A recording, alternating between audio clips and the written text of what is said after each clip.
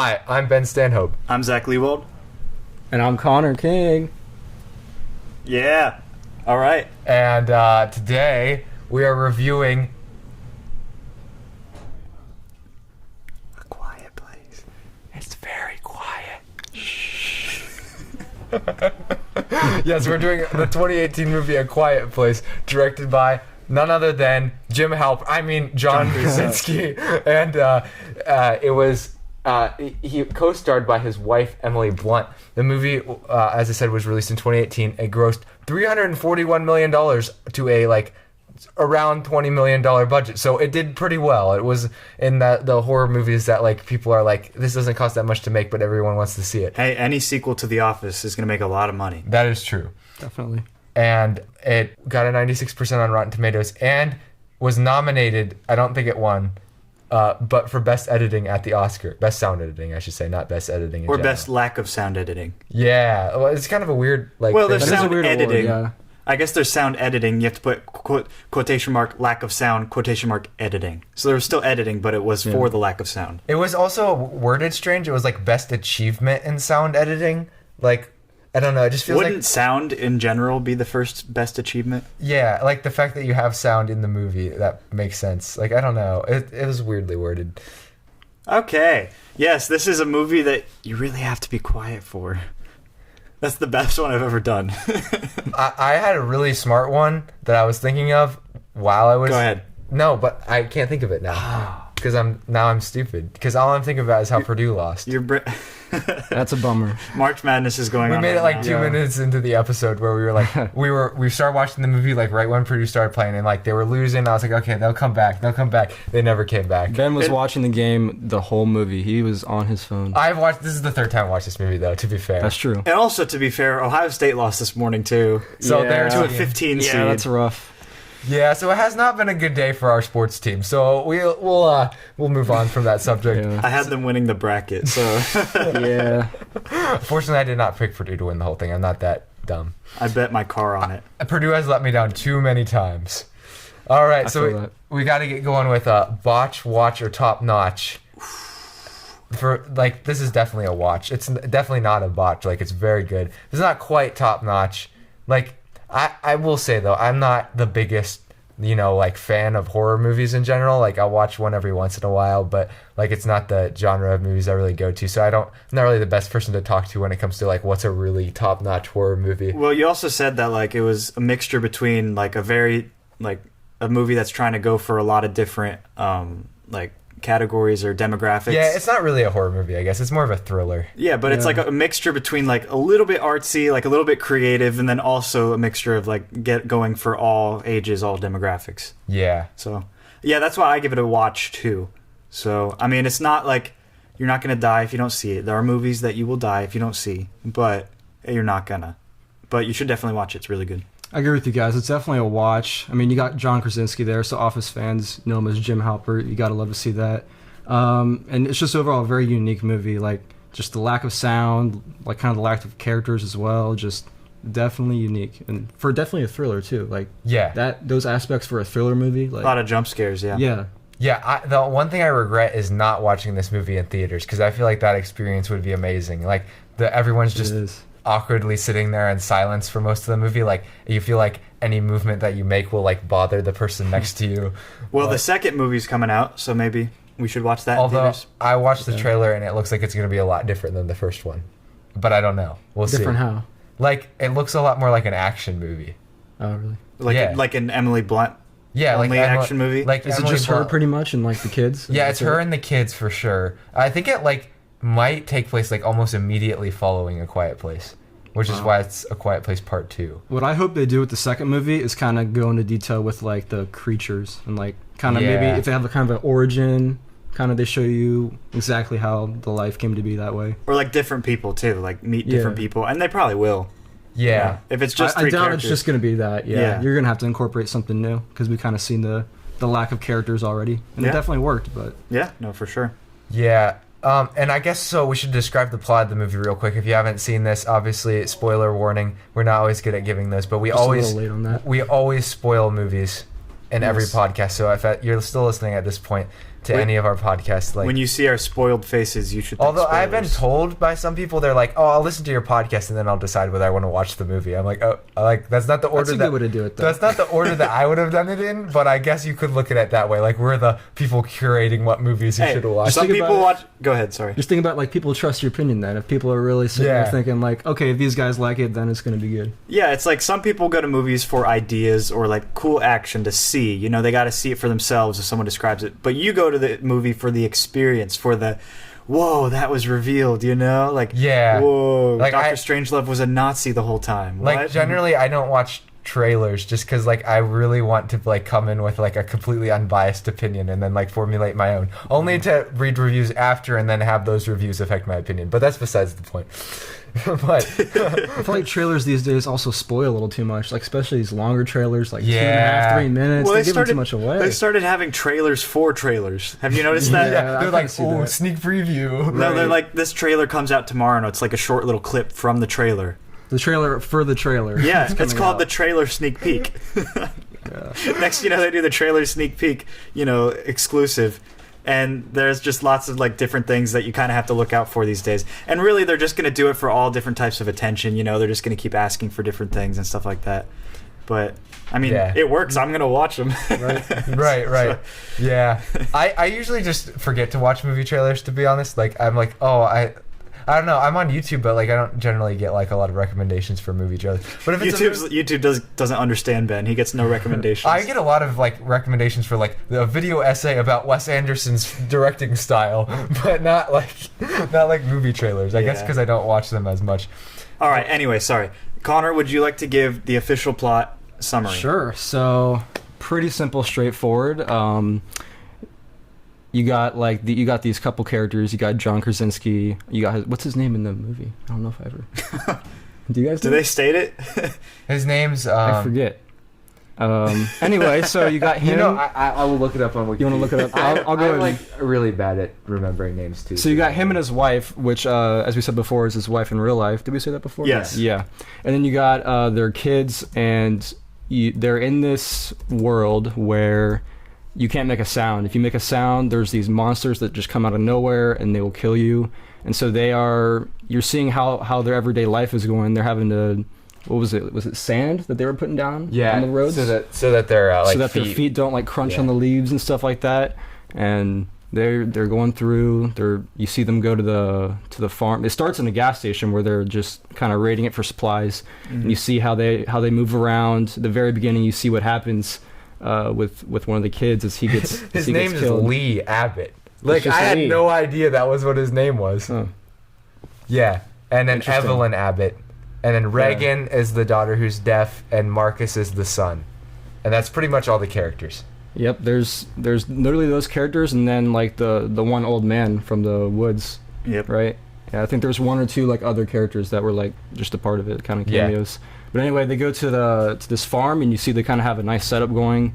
They have these lights like outside of their like on the house that they can flicker off for the one daughter who is deaf. I don't know if we said that yet. And yeah, it's everyday life. You got the wife who's pregnant, and she's trying to manage how she's gonna have this baby and survive it. And there's a lot of things that go into that. What else? Oh, they go to the waterfall. And they learn that they can. Well, I guess they don't learn. John Krasinski Lee, he is telling his son that when you're in areas where it's louder, you can actually whisper and talk. And so I thought that was really creative because I was like, there was a lot of times where I was like, sorry to interrupt anyway. No, you're good. But there was like a bunch of things that were like loud going on in the background. I was like, why don't they just go build a house like near a river or like near some place that would be kind of useful to like so they could actually have conversations, you know? I found in this movie I was questioning a lot of things. Like I was like, I wonder how they do this. I wonder how they do these regular things, like everyday life things that they have to do differently in this world. And that's one of them. Like the situation, like they could have just settled somewhere where it was more convenient. Remember, someone was saying they could have made like distractions, like set up places that would constantly be making noise to draw them away. There's definitely some ideas there. Maybe there's some potential for some of those in the next movie. But anyway, the climax is when the wife is in the farmhouse, and I believe she's alone, right? I believe the daughter is out, kind of being rebellious in the fields.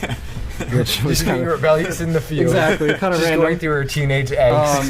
This was during when Lee and their other kid were by the waterfall, and she's going down the stairs and she steps on a nail, and that she didn't make noise with that though. What was it that originally she made noise with to draw? I forget. I don't know what she made noise with, but like she was like having contractions. That I remember. She was, yeah. This was when the baby was coming, and so the long story short, she's in the basement area. She's about to give birth. She has a cut in her foot, and she's bleeding. And she's got these monsters in the house. Yeah, that was my reaction too. Yeah. Walking around the house, crawling around the house. She eventually makes her way up past them into the bathtub, and that's where she gives birth. And it was perfectly timed by this. So the plan that was made by eventually after the John Krasinski and his son came back from the waterfall, they saw that the lights we were talking about earlier were switched on, indicating that there was some kind of problem. It might have even been indicating that she was pregnant. Like, I think the sole purpose of those lights might have been just to signal that she was... I feel like it was either, like, maybe an emergency, like either pregnancy or, like, something. the monsters. Oh, you're right, because they would have done the same thing. Probably just a general emergency, like, if you see red, like, I need help. That was really creative, because, I don't know, like... It reminds me of Minecraft a little bit. Like, they were kind of just forming their own establishment, and they're the only ones there. Use some redstone for that. Yeah, that's exactly what I thought. I was thinking, like, wow, they turned on a switch to, like, initiate redstone to create all those lights. That has nothing to do with this movie. Sorry, guys. I think another reason why they did it was especially helpful for the daughter who can't hear. Like obviously visual for them is like their advantage against the monsters, but especially the daughter. Like, yeah, you're probably right. That's actually probably it now that I think about it. So. Yeah. But yeah, so they get back and they see that the lights are on red, and they know that this means that there's some kind of emergency disaster going on, and they have this plan to set off fireworks, right? To go off so that it distracts them. And the timing of it was perfect. Right as she's giving birth, as she's screaming, the fireworks go off. The sound happens at the perfect time. She's able to let out noise for that little amount of time. The baby's born, and surprisingly, I was shocked by this. I didn't remember this when I first watched it. The baby, like, when it was never crying, it seemed like. The baby was very well behaved for a newborn baby. Only, like, a little bit after. Like, they were trying to get down into their, like, bunker, and then the baby started crying. Exactly. And then they had to put it in this, like, coffin with oxygen, essentially. Exactly, yeah. That was very interesting, too. I did not think that would be the approach they would take for a baby. Yeah, I don't know. It's just like, it looks like they were about to suffocate. It looks like they're like, okay, exactly. we just had I thought a the baby would just die anyway, like, through that. Yeah. Yeah, so the rest of the tension in the movie is essentially about, you know, the survival of the kids who were out trying to save the baby, and then there's also, like, I think one of the monsters comes into the house where Emily Blunt is, and she has to figure out how to ward it off from getting her. I mean, I don't even know that it knows the baby's there, really. But the baby obviously only has so much time with the oxygen. Right. So, and at the end, that pretty tragic thing happens, right, Connor? Yeah, at the very end, Lee, John Krasinski, he's in a situation. He sees his kids, they're in the truck, and the monster's about to get him, and he's like, I have to do something here. And so he lets out a scream. He voice cracks. When I saw this in the theater, I didn't remember this, how, like, weird the scream was.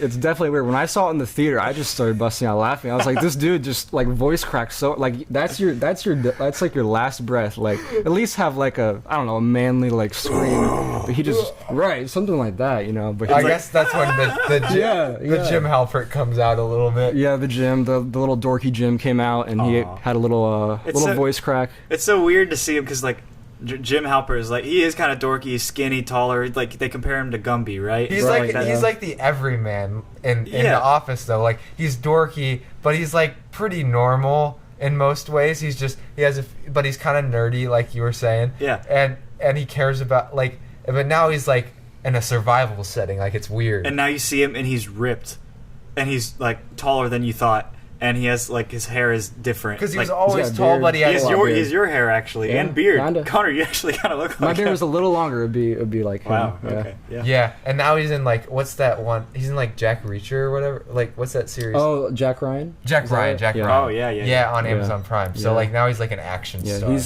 he's like the action star, the big buff guy. You know, he's no longer the skinny Yeah, Gumby guy in the And he's office. gonna be Mr. Fantastic. Please, Marvel, please.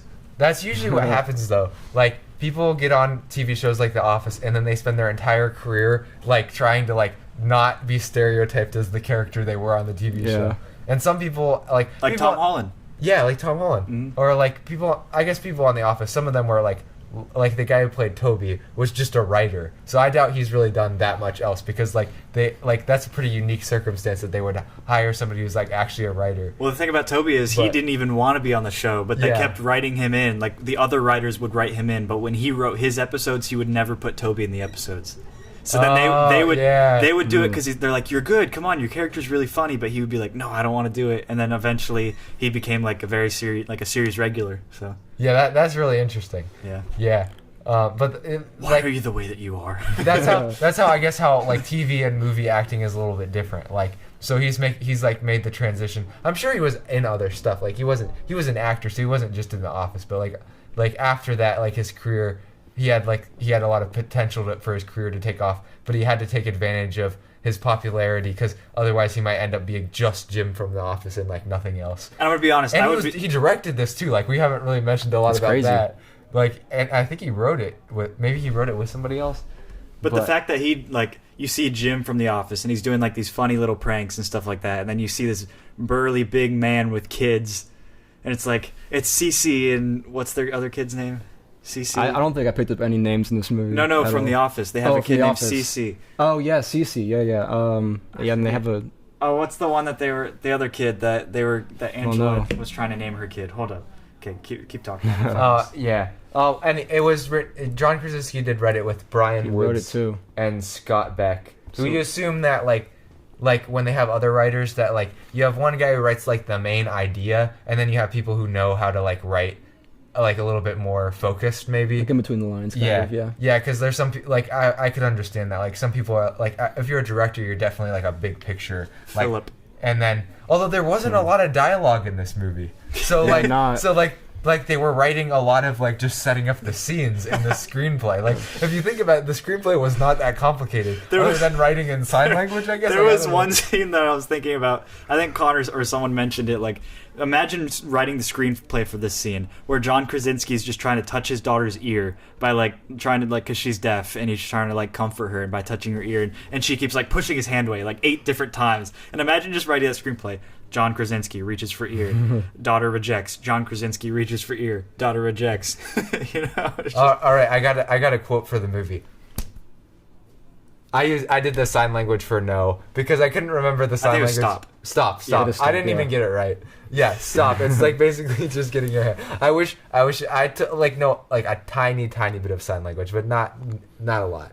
yeah. So it was interesting to see sign language actually utilized, and the fact that the actress who played the girl who is deaf is actually deaf in real life. That was pretty. I That's didn't know pretty that. cool. That's Okay. that is good. Yeah. Yeah, I remember that. I have another quote of the movie. Yep. To be honest, it is very difficult to find a good quote for this movie because they did not say that Did not much. talk. It's called A Quiet Place, so I don't know what you could expect. But Hazel Sillis from Jezebel wrote about this movie, so that now we're in our outsider review category. Because you can always be a pessimist. Yeah, she wrote, A Quiet Place, John Krasinski's first horror movie, is kind of a laughable exercise.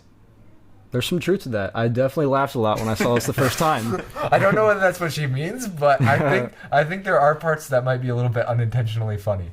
So, That's true. I don't but know. that happens a lot in horror movies, I think. I was Because you're re- like you get so wrapped up in the situation that you're like, wait, this situation's kind of ridiculous. Like I was how did it really, get here? really hoping that there would be a scene where Jim just looks straight at the camera. Oh, that would have been classic. Yeah. Like Vision from WandaVision when he did it. Like, they're copying it. Like, there's an awareness that that's Jim's thing, you know? Yeah. I don't know. Oh yeah. Although it's interesting because he could obviously make those choices if he wanted to because he's directing the movie. Like he doesn't have to argue with anyone. Like it's his decision whether or not he puts that into the movie. But what if aliens came to this planet and attacked your house and home? You wouldn't need insurance. I mean, your insurance agents might be dead, but in the chance that they weren't and the aliens destroyed the house that you lived in, you would need home insurance. Well, that's why we are advertising for Hedman Anglin Agency, who would love to save you money on auto, home, and business insurance. And they would I'm sure they would like to help you out in the event of an alien attack. Yeah, if an alien invasion is bringing your business down, it's reducing what your revenue is, then call them. They'll help you out. They'll provide you customers. Yes. So if you're interested, call 614-486-7300. That's 614-486-7300. And if you do, tell them that Ben and Zach sent you. Your boys. So you can pause the episode now and go call them, and then you can play the episode We'll again. wait. All right, that should be enough time. Okay, so now we're going to get into the scores. I don't know how you want to do this, Connor. We have this system where we go through all these different categories I've and seen rate it. them. Yeah. Yeah. So if you just want to react to our scores and then add your own score, I can, or Zach can kind of try to keep track of. I'll do it. Don't worry. Oh yeah, Purdue officially lost, by the way. So. It's okay. It's okay, Ben. Yeah. This is about to be a Ohio Quiet State Place lost too. podcast. Ben's quiet place. Honestly, this podcast is getting me through a lot of things, because I'm like, yeah, there's more value. Like, I'm actually investing more in this podcast than I am into Purdue basketball. So, That's good. the success of this podcast matters more. Yes. And we are very successful and rich. Very successful. Hit us up on... Call us the Wolf of Podcast Street. Hit us up on 555-555-5555. Please call that number. That's actually my phone number. He actually got it. No, Yeah. Yep. Well, am I kidding? You have to try. Yeah. You're not gonna know if we're kidding or not unless you try.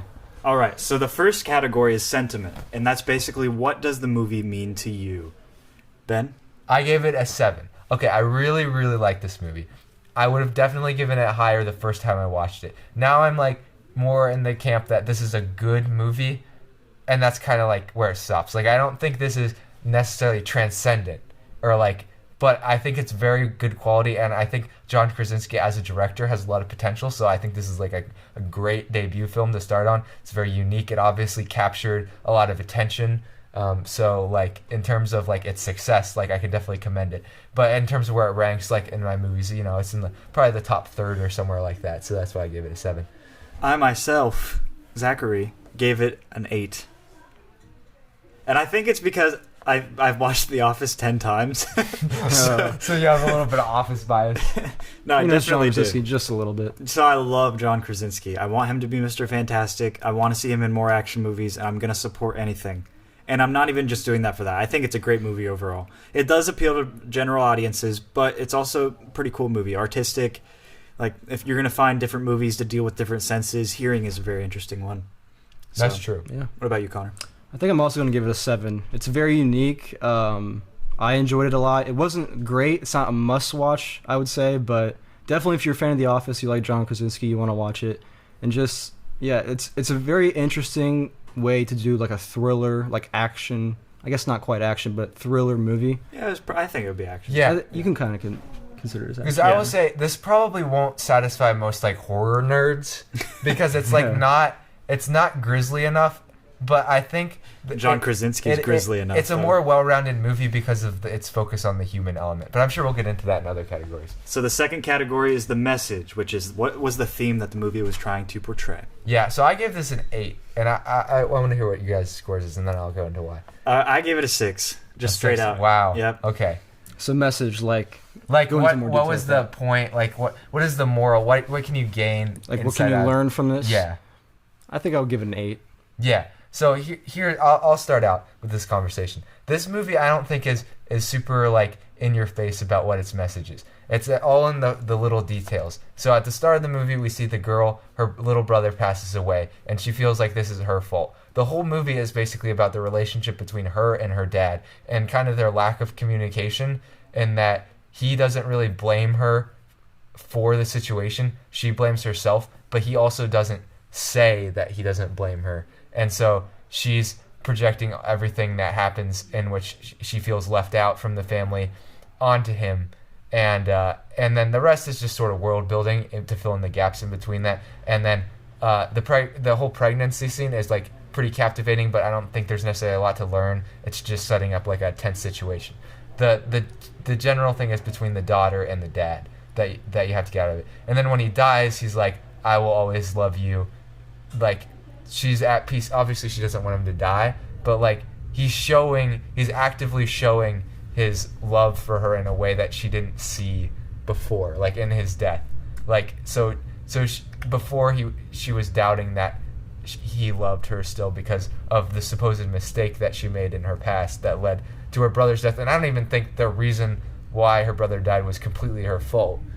But like that is the main message that you can get. There's really not a lot of other things, I don't think, though. So that would be the one area that might make it a little weaker, is that's really the only thing that I can really think of that is like a message. Yeah. That's why I gave it a 6. I think it's because diving deep to find a message isn't a bad thing at all. But the only thing is I only see like one type of message. And of course, movies that have one type of message aren't necessarily bad. I'm just saying that 90% of this movie for me was the tense situations and the action, which was great. But then there was that 10% that was the actual like drama part of it. And it was one storyline. I feel like they could have maybe included something for the mom and a little bit more for the son, because the son was kind of just like telling his dad what the situation. Yeah, he was just like, I'm scared. And basically. then the mom, Emily Blunt, was kind of she is a great actress. She did a great job and everything. But there wasn't like, of course, giving birth, I will never know the pain. But it doesn't seem like she went through anything emotionally stressed besides giving birth, of course. Yes, like I'm not gonna downfall that whatever. But and then there's still like the dad and the daughter thing was really cool. I thought that was good because that is like a deep thing, like a little sibling dying. That's a lot. So like the fact that it was kind of her fault, or it was her fault, and then he's just not saying that's gonna blame her. And I mean, he could have told her like. Wait, to be clear, did she put the batteries back in the thing? Is that why she blames herself? Or like, I was a little confused on the why she was blaming herself exactly. Like, was it because she couldn't hear and didn't turn around, or was it because like she didn't react fast enough? Like, because I know she was blaming herself for the incident, but like from the incident, I was trying to figure out like why she was blaming herself. Connor, did you know? I was just thinking that. I don't know. Yeah. Did she like? Because I wasn't sure whether I thought he took the batteries. Was she supposed to be like watching him and making sure that he didn't do something that he wasn't supposed to? Like that's the only thing that like, because it seems like she was putting a lot of blame on something that was not exactly entirely her. Like she was carrying the whole burden of the situation. Because like the dad didn't have to give, like somebody gave him the toy too to give him the opportunity to go back for the batteries. I think the dad. There's no one person to blame, I don't think. Yeah, I think any of it's those just kind of collective thing. Yeah, but she's in her own mind burdening all of it. Like she's the one who's going back to the grave site, and like she was putting the plane on the grave site and stuff. Okay, like that. this website says the fact that Lee was the one who first prohibited the son Bo from taking the toy. Then the daughter, Reagan, assumed that he blames her for what took place because she didn't take it away from him sooner, maybe, or something like that. I don't know. Oh, okay. Yeah, but like I was saying, like I don't think you can like she was taking a larger share of the blame than she should have. So I mean, the focus just wasn't on that. Again, doesn't make it bad, but I gave it a 6 just because of that. So anyway, okay. The next thing we have is plot.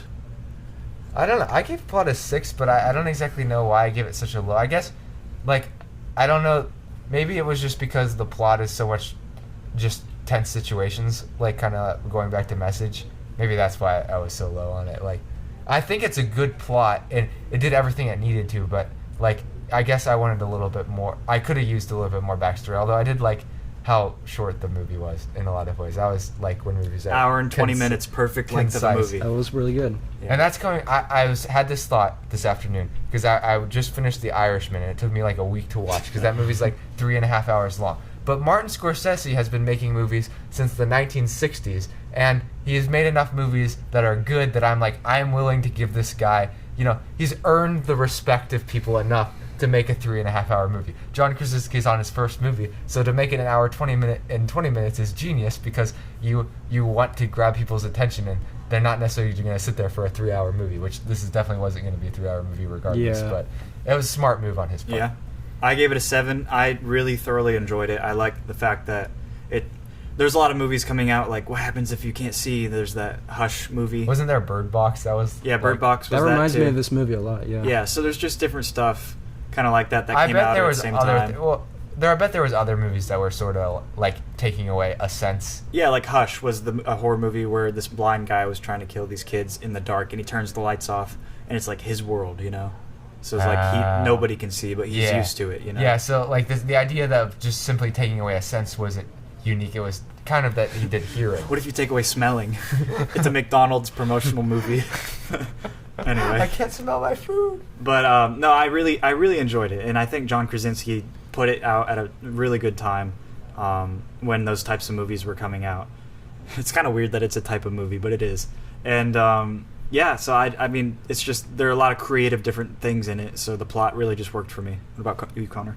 I did like the plot. I think I would give this one. I think I'm gonna give it a 7. I like the plot, like you guys said. I think it did what it was supposed to do. But for me, I feel like I maybe just wanted a little bit more. Whether it's like more information just on, I don't know exactly where they are, what the situation is with the monsters, or just back to what you were saying in the message. There's really only one relationship that was like developed heavily, and it was the father and the son. I feel like since you already have, not very many characters, they could have developed more relationships. Could have spent more time, I feel like, in the middle of the movie developing the plot a little better, a little quicker maybe. Yeah. I don't know. Yeah, and I say this is short, but it was sort of like they were at a road where they didn't exactly, like, they wanted this to be a thriller more than they wanted it to be a drama. They could have fleshed out the characters more, and they could have gone more into detail about the monsters, but they wanted that, like, element of surprise, kind of, or, like, you don't know what you're dealing with. And I think now, like, I watched it, like, a third time, I'm like, now I'm curious, like, I want to know these things. Yeah. I guess the first time that you watch it, it might be something that is just, it loses some of the like instant like shock and surprise that you get from the first viewing. So it's not as rewatchable maybe as some movies because of that. I remember thinking about that. Sorry, go ahead. No, you go. I remember thinking about that the first time I watched this. Like, yeah, maybe I wanted some more with like the plot, want them to give us some more information. But I think doing that does set up this, like, the potential second movie very well, with like getting more information and developing even more. So if they plan to make multiple more movies on this, I think they did a good job for the opening one. Which, if they're like any good horror, I guess whatever franchise, they'll make like 9. Yeah, so we don't have to worry about that. We need a new Saw movie called Spiral with Samuel L. Jackson. Or like, how many other watch ways can we torture people? I'm just kidding. I will watch it probably. I love the Saw movies. I mean, I know people the are. rest of them. I know people are. I love it. The people are hardcore judging me right now, but I love the Saw movies. Not for the gore, for the story. I love it for the story. The story is so interesting. But I'm not even joking. The story is really good, and they interconnect. And of course, it's like cheap, crappy horror movies type of stuff. But they interconnect, and it's so creative that they actually try for that. Honestly, I think Jigsaw is a really interesting person. I don't know, like at least based on the first movie. This is the only one I've seen. Yeah, they really flesh out his character a lot. Like they give him a daughter, a backstory, and everything. So I guess I need to watch the other ones. Yeah. Oh, also, Trolls Topia Season 2 just landed on Hulu. Ooh. I got a notification. Live announcement right here. You heard it first. You guys heard it. Everybody, we got to go do that. Forget March Madness and Falcon and the Winter Soldier. Well, I will be trying to forget March Madness, trust me. Same here, man. Okay. Same here. Okay, character arcs. So I gave this an 8. I feel like we've kind of gone over the character arcs, basically. Yeah, I give it same 6. I think we just kind of merged character arcs with message, maybe. And that makes sense because the characters are the message. Yeah. So. I would give this a 6 as well. I did like the arc with the whole relationship, like we said, with the father and son. I feel like they did a lot of good things with that. But in terms of like the other characters, I feel like there could have been a little more. Mm-hmm. Yeah, I guess that's true. That's the only thing. I valued that character arc between the father-daughter relationship so much that it kind of elevated the score. But I can definitely understand that. Like, a lot of the other characters, their arcs were not particularly... they were a lot more flat, I guess. But the good part is it worked. Like, it worked really well. Definitely did, yeah. Yeah. All right, I'm just gonna spoil it and say I gave everything else 7s from here on out. So, but like, so a 7 for cinematography because it's really good. But I always struggle with cinematography because cinematography, like whoever films these movies that have like this much budget or whatever, like generally if it's a production that comes from Hollywood that's backed by like a good studio, like the cinematography is gonna be good. It's just it takes a few elements to be fantastic that this doesn't necessarily have. I mean, it does what it needs to do, but it doesn't necessarily stand out from the like myriad of other good, well-filmed movies. Yeah, you're right. I also gave it a 7, so I think there was a lot of cool scenes, like when the father and son were going to leave, like there was the sun in the background. It was really, really good scene. And then there's also like the river scenes, and like there's just like cornfields and like their whole farm. Like that's just a cool layout, I guess. They had a great setup. Yeah, like it reminds me, like if I'm gonna play Minecraft, I'm gonna make a farm look like that. I don't know why Minecraft's on my brain right now, and McDonald's. I have no idea. In fact, never mind. But there's there's just like, I don't know. It was like a peaceful farm, you know. It was like there's a cornfield, there's lights, and of course the lights are used for emergencies. But it still looked cool, you know. It was like peaceful, and it was quiet. It was a quiet place, you know. It was a quiet place. Yeah. That was a very aptly titled movie. Yeah. How about you, Connor? If this didn't have like the monsters in it, that would be a very nice place to live. Just so peaceful. Just so like you just want to live there. Like it looks. Now that would be an art movie. If there was just a place where it was just a whole movie about like 4 people living in a. It's not even like they had to be quiet. They just were. You know. That would definitely be more. There's like no plot. It's just people and living their life. That would definitely be more of an art house film right there. If you've ever watched anything like that it would just be really like long, and the plot would be like really slow. There'd be something that would happen, but it'd be maybe a little bit more minor. What do you think the ranking for cinematography? Cinematography, I would say probably 6 or a 7 for me. Yeah.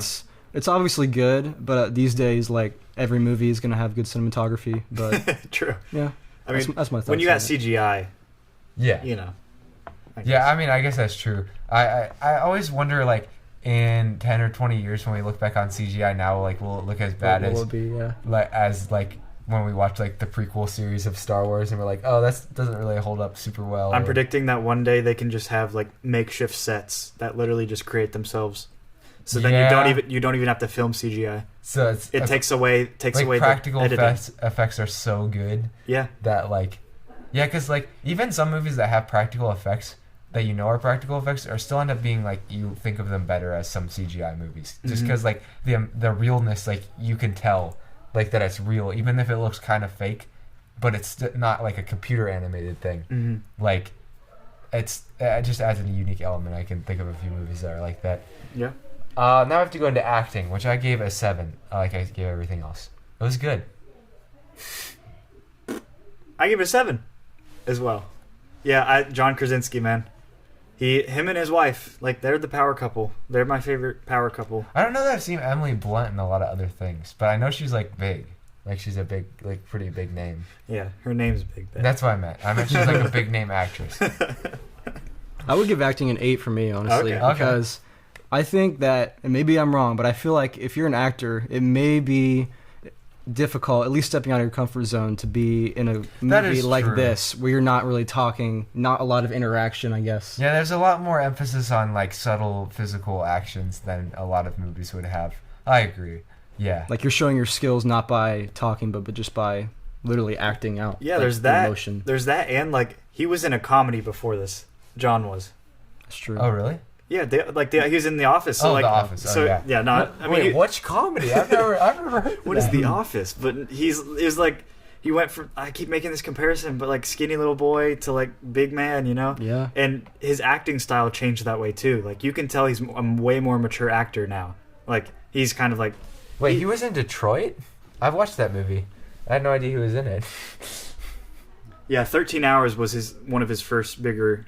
When does the next movies. movie come out for A Quiet Place? It says 2020, but I assume that's It been said it pushed was supposed to back. come out in 2020. That's definitely not right. Yeah. He will also direct the second one. Wait, he's going to be in it. What does that mean? Probably backstory. Backstory, Or definitely. his ghost. You don't think it's a prequel or anything like that, do you? No. No, definitely not a prequel. They'll just have like a scene of him. Maybe. Also, he was in One or two Monsters scenes. vs. Aliens. Definitely. Wait, Who really? did he play? He was Cuthbert. I don't or remember something. who that is. It was a voice actor, though. So Yeah. not exactly the same. And he was in Shrek the Third. How about that? All right. Who else acted in this movie? Emily Blunt. There's only like 4 people. They were all good. What else is Emily Blunt in? Just out of curiosity. Let's see.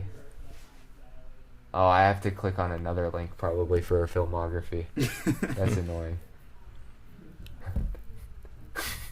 Yeah, maybe not say that one. She was in The Devil Wears Prada. Okay. And then she was in Sicario, which is Denis Villeneuve, I think. And she was in My Little Pony, the movie. Wasn't she Mary Poppins?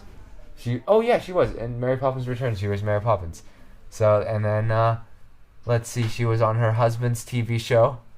Oh, she used to date Michael Bublé. What, she did? Whoa. Ooh. Yeah, the first part, personal life, we get to talk about. Isn't it weird how famous people, all their personal lives are just like in paragraph form online? They're like, oh yeah, they were dating this person and they broke up. Yeah. Probably some reason. They cheated on somebody or something.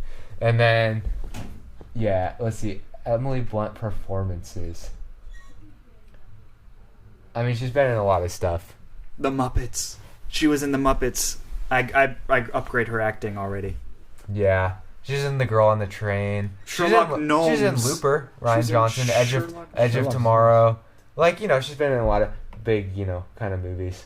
And although she might be somebody who her name is like even bigger than or her popularity as like as a Hollywood celebrity is like Jesse Eisenberg. even bigger than her acting roles. Like, there's a lot of celebrities who are like that. You're like this person is like really popular like actress, and then you're like look at their movies. You're like, I was expecting that they would have done more movies. You know. The opposite of that is Morgan Freeman and Samuel L. Jackson. Yes, they're like in every single thing that possible. Yeah.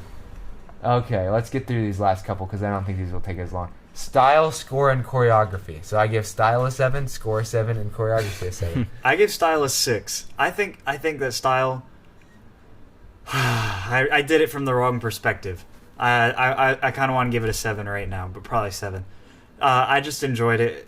I don't know how to describe it. It's quiet, you know. It's serene, but it's also intense. Like the quiet There's types of intense are more eerie. There's kind of like a color palette to this movie too, but I'm really not good at describing what like a film color palette is. It's like I know Krasinski it's a colors. thing. I know it's a thing because like Wes Anderson movies have these like weird color palettes and like a lot of movies do, but I just don't know exactly how to describe it. But it definitely is a little unique. But yeah, I mean, it's good. Like, we usually describe style as like how everything sort of meshes together into being like making it its own thing, versus being like a copy of something or whatever. In that case, I would give style a 9, just because of obviously we've gone over how unique the movie is, and yeah. Yeah. Connor, I respect that because I think I really underrated it. Honestly, We do that a lot actually on this show, where we're like. That's the problem with rating before you actually talk about why you rated it a certain way, probably though. Yeah. But we do it for the attention of having a number score. The clout. Yeah. All right. So score I gave a 7 because it's a pretty good score, and you definitely notice it, and it definitely builds tension, which is pretty much its main role. I gave it a 6. I also think I underrated this one because I looked at it from the perspective of, there's not that much. But I think that's the point. Yeah, the score, the silence is part of the score. So I think I gave it a 6 based on a logical factor, not on like a creative factor. The score just overall, what do you think about her? The score is like the music. The music. I should have. That's kind of confusing. Yeah. Oh, okay. Like the background The music. musical score, I guess. Gotcha. Yeah. What would I give that? I would say a 7, yeah. Okay. Like, the sounds that it did have were good. Like, when we were seeing the daughter, like, when it was kind of from her perspective, you hear, like, the sound of, like, the ringing. True. So, like, the sounds it did have, I feel like they did pretty good, but it's hard to give this movie a higher rating for that, for sound, when there's not a lot of talking, obviously. Yeah, it's no There Will Be Blood. This is a perfect 10. The sound was great. We finally got some silence. Yeah, if we wanted to be real fancy, we could just make this whole thing sound in general, like sound production and mixing, which I know nothing about, so that's why I can't really rate it. Like some movies are just mixed really badly, like Tenet. I know it was mixed that way on purpose, but like everything was so loud, you know? Yeah, you're right. Because the characters are talking like over loud jet engines or something like that. Yeah, like I know they probably did that on purpose, but it just depends on whether you like that or not. Finally, choreography is just like action sequences, anything that you can really put under like physical movement for the actors and stuff, not necessarily just dancing, which some people might think of choreography as. So I gave it a 7 because I thought like when they did have action sequences, which wasn't a lot, they did a pretty good job. The foot scene where she steps Quentin Tarantino. Ooh. Oh, there was only like 2 foot shots in this movie though, so it's not really up to Tarantino standards. But so my score is gonna be a surprise. I give it a 9 Really? Oh. Yes, I really like the choreography, and I think it's just for a reason that only I know, and I'm not going to tell you. No, I'm joking. Oh. No, I think like the use of sign language and the use of different things. Oh yeah. So like they use different things to send messages, and it kind of shows like the different ways of communication besides actually talking are available. You know, so like there's sign language, there's like lights, signals. You know, there's I don't know. It was just really, really cool to see all that, and especially like when they set up all these different like traps and like underground bases, and like they had to put a ventilator on a baby. I know how. I think I'm stretching from choreography, but I'm kind of using like communication, different types of communication as choreography because it's physical movements that they did and to talk to each other kind of. And I thought that was really cool because there was still like the emotional depth of it. Like the kids were still like being sassy, but like they're silent, you know. So Yeah. That's true. The daughter was definitely sassy. Yes. I would give choreography a 7. Nothing really stood out to me, I guess, watching the movie. I do like the points you made, though. Those were some interesting ways to think about it. But as I think about the choreography, nothing really kind of stood out to me. Nothing really made me realize, like, ooh, like, it was interesting how they did that. So, but it was solid, like, the way they did it. So. Yeah. So my total score is 71%. Mine is it's a 69. Wow. Nice. Nice. So that brings us to a 70% on this movie, which is like, you know, really good, actually. pretty good for us. Seems solid, yeah. Yeah, at least for us, like 80%. I don't think 79% is like our highest or something like that. I need to recalculate the scores. I know we're on our 30th episode and we haven't like released our spreadsheet of like scores. It's our officially. 30th episode, by the way. 30 episode special. Yeah. Connor, welcome. I'm a part of it. I'm so happy. Yeah. Yeah. And remember, we're going up to our 50th episode, which is I think we already announced it, but we're going to review Avengers: Infinity War and Endgame in a podcast. In one That episode. sounds Yeah, amazing. it might be a multiple part episode or something. I don't know, but Or it might just be a 3-hour episode. You should try to make the podcast longer than the movie, yeah. yeah. So we love you 3,000 3,000 minutes of podcasting. Yeah. That would be. I don't actually know how many minutes we're at. Well, that's the whole MCU Yeah. because they 3,000? did 3,000 for Should that be 3,000 our minutes. Should that be our goal to podcast longer than the MCU has filmed? We're probably getting there. I mean, Probably like halfway. Yeah. really? I mean, Think about it, you got 30 episodes, like, 40 minutes Just under and each. then an hour. outside the vaults, Yeah. like there's probably like 45 Yeah, we're combined. We're probably like a third to halfway in between Yeah. there. yeah. We'll get there, though, that. Ben. We'll get there. Maybe we're you'll get gonna, there on the 50th episode. No, but the thing is, we're not going to get there because we're releasing once a week, and now they're releasing once a week. Oh Oh, yeah. no, if you're you going to be ca- deadlocked if for a little while. If Until, you count the TV shows, we are definitely screwed. Like, there's no way that we could get. I recommend watching the Marvel TV shows so far. They have been very good. Yeah, which is, I know it's hard. I don't want to put in all the effort to watch Marvel because I've been watching Marvel for the last 10 years, but it's hard when they're actually good and there's a lot of content on TV that's not very good these days. That's Like- true. It's like- like, what else am I going to watch? Like, I don't know. wow, CBS just released their new slate of terrible sitcoms. I'm so excited. Oh, great. They canceled another sitcom that I love. That was the last one. We're done. Sorry, Fox. Fox cancels every great sitcom, and I hate it. Except Yeah. for The Simpsons. Yeah, network TV is pretty much for the birds, you know. Like, well, I don't know why people even still watch. Like, I mean, The Community was on network TV though, Yeah, and it The was on- Office was on network TV. They So were on at the same obviously- time. Or no, it was Parks like, and I Rec. feel Were they like- really?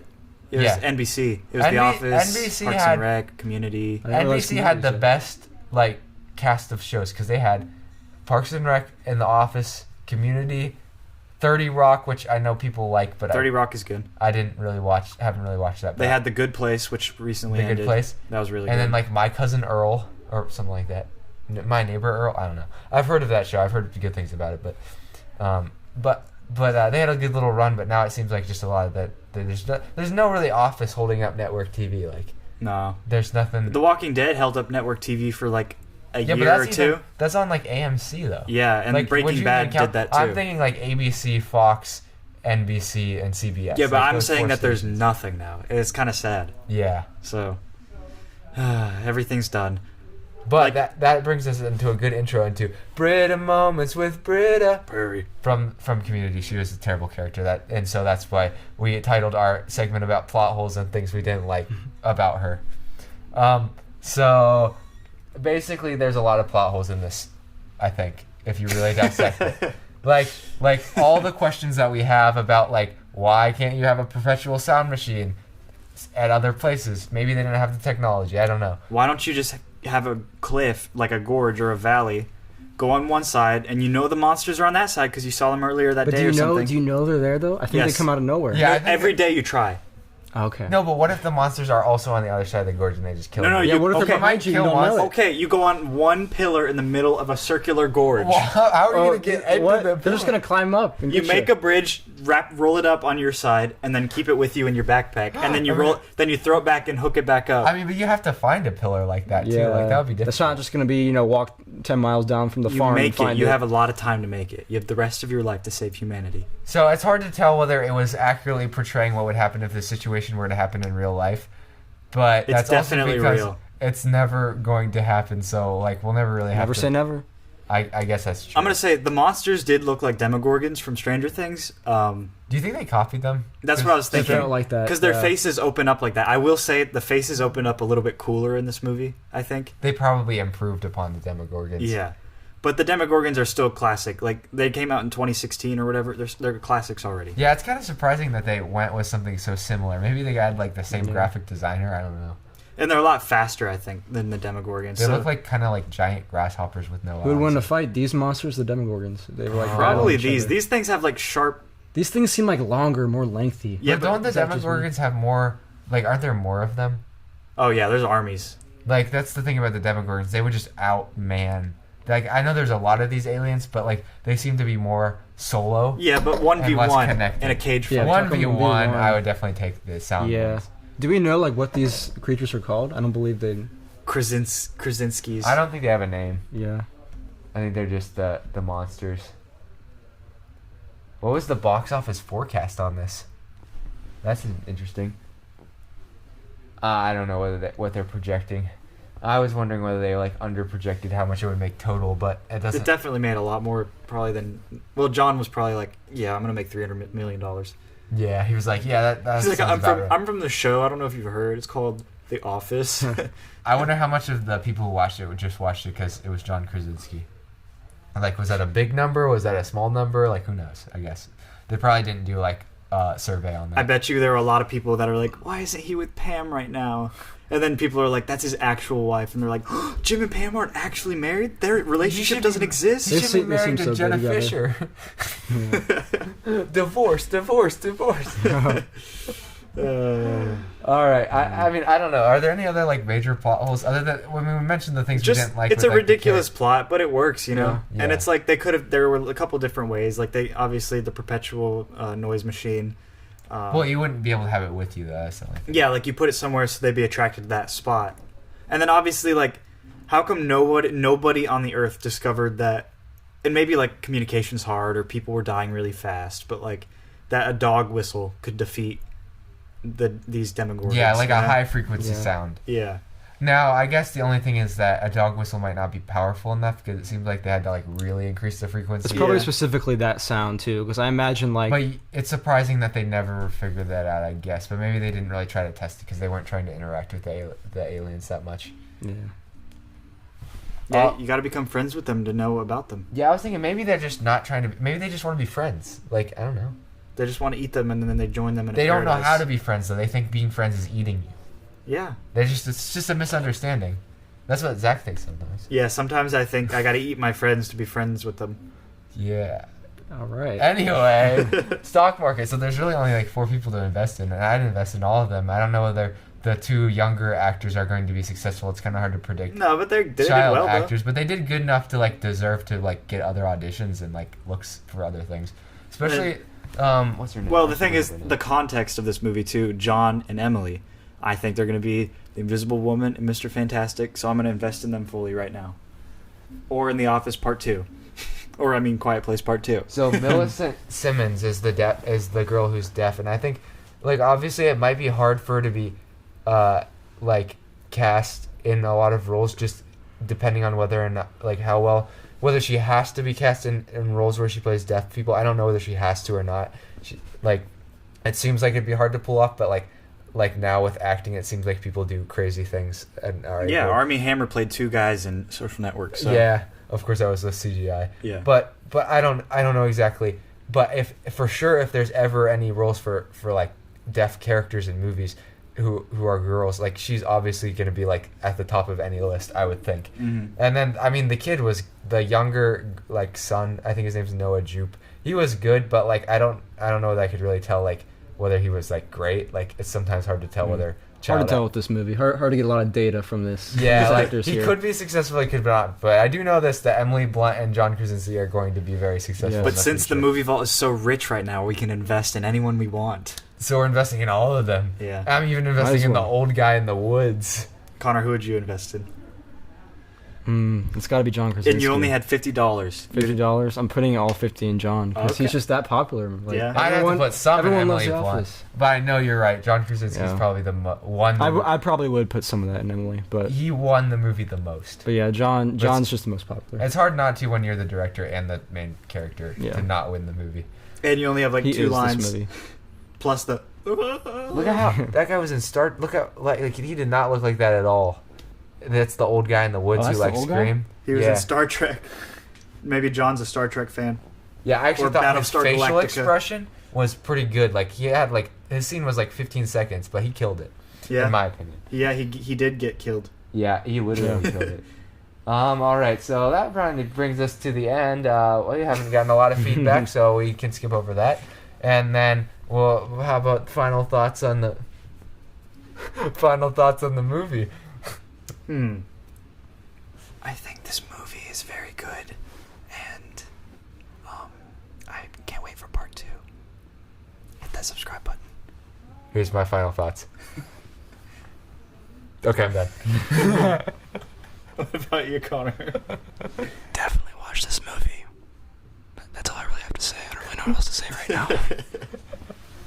All right, and I know you guys are probably frustrated with us using gimmicky ways, but like we have to keep this entertaining, don't we? Okay. So next week will be episode 31, assuming we record it. It's the Hopefully we do. 31st special. Can't do that every time now. Somebody will be on the podcast, and we will be watching some movie, unless we don't. But we probably will. And that's pretty much it. So, Connor, would you like to close the vault? Close the vault. You can use any noise.